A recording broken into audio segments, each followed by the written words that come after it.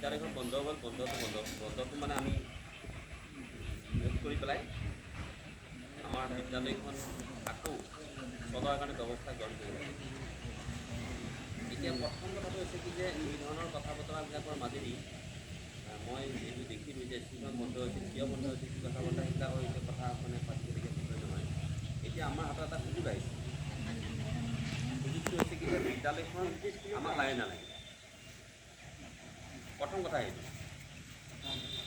যদি বিদ্যালয়খন লাগে বুলি কয় তেতিয়াহ'লে ইয়াত নিয়ম অনুসৰি ইয়াত যিবিলাক ছাত্ৰ ছাত্ৰী পঢ়ে সেই ছাত্ৰ ছাত্ৰীবিলাকৰ লগে লগে তাতে এডমিশ্যন ল'ব লাগে। এতিয়া নতুন শিক্ষানীতি মতে হৈছে কি যে যিটো নেকি NEP বুলি কয়, এই নতুন শিক্ষানীতি মতে এতিয়া এখন পাঠশালা অকলে থাকিব নোৱাৰে, এখন অংগনবাড়ী অকলে থাকিব নোৱাৰে, আৰু এখন হাইস্কুল অকলে থাকিব নোৱাৰে।